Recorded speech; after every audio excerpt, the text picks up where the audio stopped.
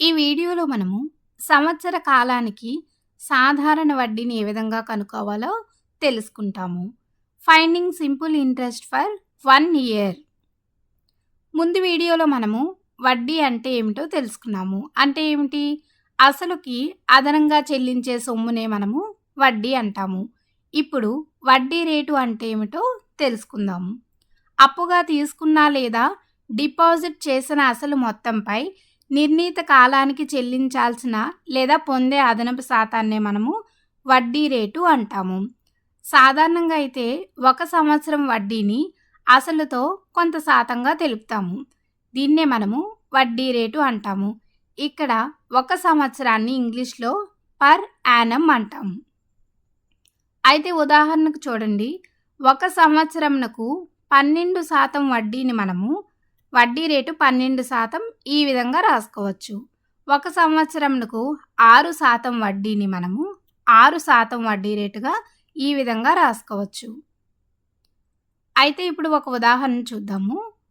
సునీత 200 రూపాయలను 7% వడ్డీకి అప్పుగా తీసుకుంది.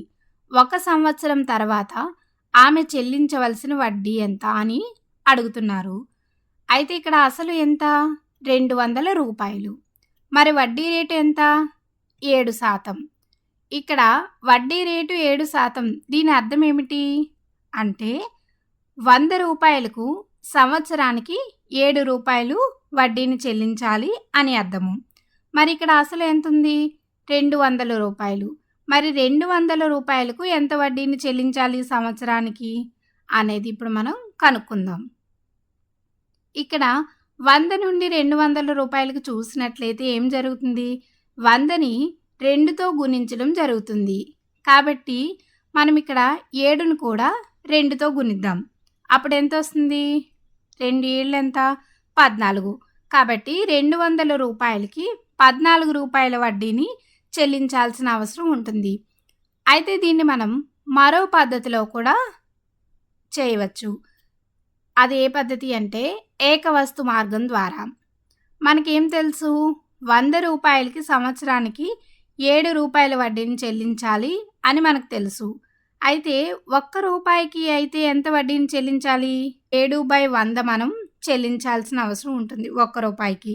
మరి 200 రూపాయలకైతే ఎంత చెల్లించాలి అంటే 7/100 ఇంటూ 200. ఇప్పుడు 100లో 2 సున్నాలు, 200లో 2 సున్నాలు క్యాన్సిల్ అయితే ఇక్కడ మనకి ఏమవుతుంది? 2 మిగులుతుంది. అప్పుడు 7 రెళ్ళు ఎంత అవుతుంది? 14 రూపాయలు. కాబట్టి సునీత ఎంత చెల్లించాలి వడ్డీ? 14 రూపాయలు చెల్లించాల్సిన అవసరం ఉంటుంది సంవత్సరానికి. ఇప్పుడు మనం మరో ఉదాహరణ చూద్దాం. వాసవి 50 రూపాయలను 8% వడ్డీకి అప్పుగా తీసుకుంది. 1 సంవత్సరం తర్వాత ఆమె చెల్లించాల్సిన వడ్డీ ఎంత అని అడుగుతున్నారు. ఇక్కడ మనకు అసలు ఎంత? 50 రూపాయలు. మరి వడ్డీ రేటు ఎంత? 8%. ఇక్కడ వడ్డీ రేటు 8%. దీని అర్థం ఏమిటి? 100 రూపాయలకు సంవత్సరానికి 8 రూపాయల వడ్డీని మనం చెల్లించాల్సిన అవసరం ఉంటుంది. మరి అసలు ఎంత ఇక్కడ? 50 రూపాయలు. ఈ 50 రూపాయలకైతే మనం సంవత్సరానికి ఎంత చెల్లించాలి అనేది ఇప్పుడు మనం కనుక్కోవాలి. ఇక్కడ మనం చూసినట్లయితే 100 నుంచి 50కి ఇక్కడ ఏం జరుగుతుంది?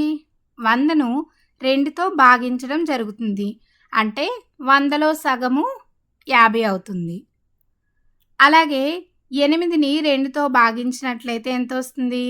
8లో సగం అంటే 4 వస్తుంది. కాబట్టి 50 రూపాయలకు గాను వాసవి 1 సంవత్సరానికి 4 రూపాయలు చెల్లించాల్సిన అవసరం అనేది ఉంటుంది.